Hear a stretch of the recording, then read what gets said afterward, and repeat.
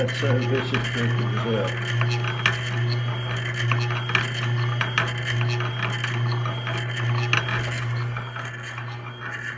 Alright, let's see if we can straighten this up a little bit.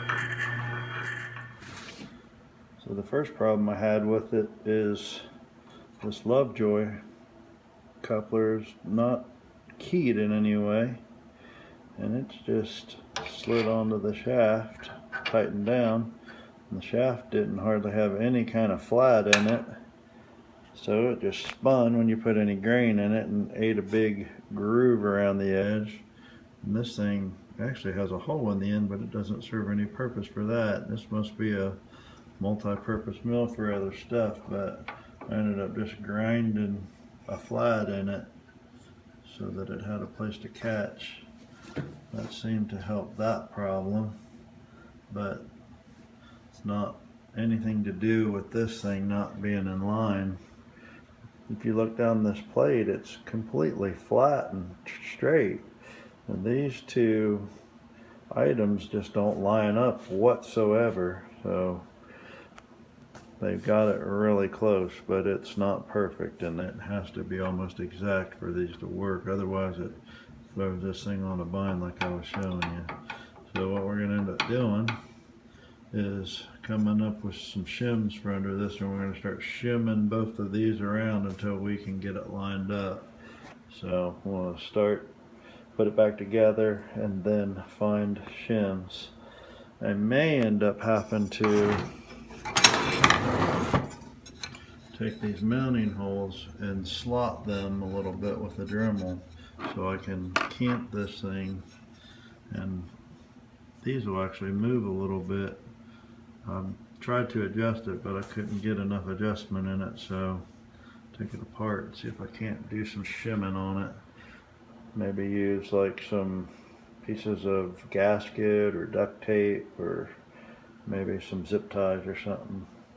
I'll figure out something and find that'll get it close. I was just curious on this thing. That motor has a keyway cut in it. I wanted to check that. That son of a bitch don't even have a keyway in it. They just threw this thing together and run that set screw right down into it. I mean, if that ain't the most cheesy piece of shit, but I guess made in China, you can't expect a whole lot, but I mean, I did expect these to at least be keyed. I mean, good God, that's just ridiculous right there. So I think the first thing I want to do is just leave this mill loose, and I'm going to run it, hold these, keep my fingers out of these gears, and see just kind of what I need. I've cut a couple of zip tie shims, maybe set one under each side and see if that won't get me close to helping me out.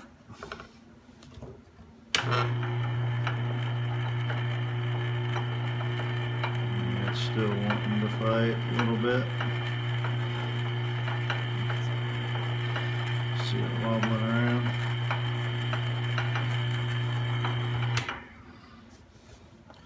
I think I'll bolt it up with these zip ties. These are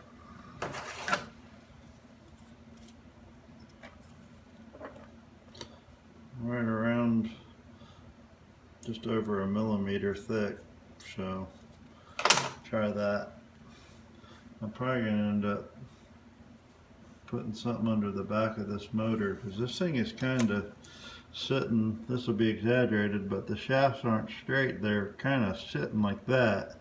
Even though this plate is flat, they don't sit in the same plane. So I'll have to either grind the front of this off, which I don't want to do any grinding on it. I'd rather add to it and lift it all up to the same plane with shims.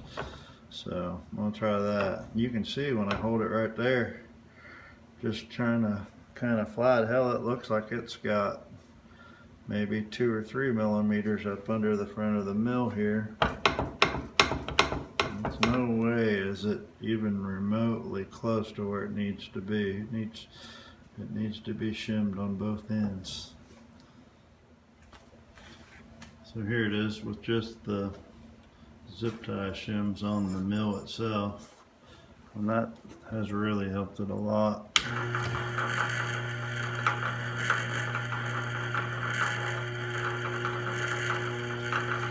some of that flex out of the plate by lining it up a tad better. Still not perfect. The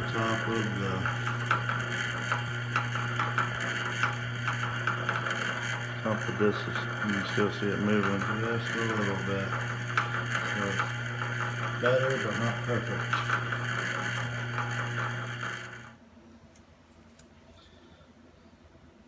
You can see how far off the alignment is just by unbolting this thing and moving it. It doesn't really sit flat. It's almost like the base of this thing is got a little bit of an arch, or I don't really know. It like that feels flat, but then this feels flat. I might have to take the motor off and look at it, but I found some plastic, real thin plastic off of a 4 canister propane thing. I'm going to cut that up and try to use it as a shim in the back and see what that does. Try that now. So I got the plastic shim in the back, and it actually looks like it's too much. See it flexing a little bit here again. It's just a fine line to get it where it needs to be. Might end up just pulling that shim out and just leaving it. It's probably going to be about as close as I can get it with the shims under the mill. Take that motor shim back out. So I took the plastic shim out and tried a business card, and that seems to pretty much be the ticket.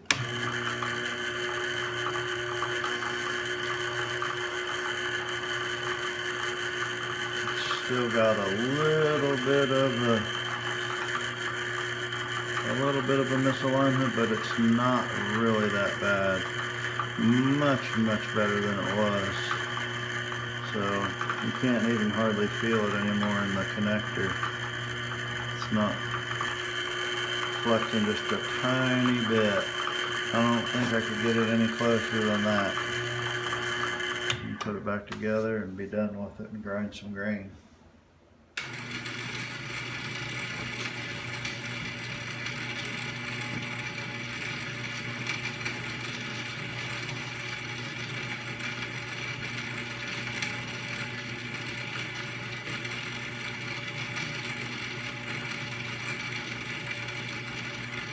I tend to quiet it down.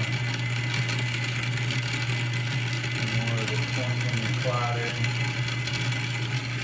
just wasn't straight.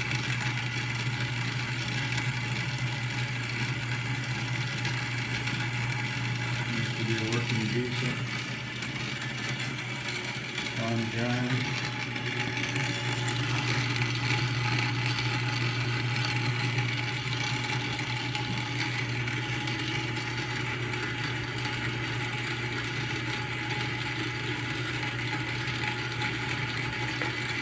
All that good. If you got one of these mills and you've had issues with it, give you some kind of indication on how to possibly straighten it out without having to go through the whole ordeal of trying to send it back only just to get another one the same shitty issues. The hopper where it just snaps together, I ended up just putting some zip ties in it because there's some little tabs that you got to bend. They're pretty short to try to get a bend in them, and it's just easier just to put zip ties in it. That seemed to hold it pretty decent, but I think overall that motor feels like it's geared pretty strong to spin that thing. The motor seems alright. Just the mating surface between the two, they never kind of worked it out, but I think the components are decent. They just had a fault in that coupler, but a little bit of work and you can work it out. Hope that helped you guys. Everybody like share, subscribe. Have a good one.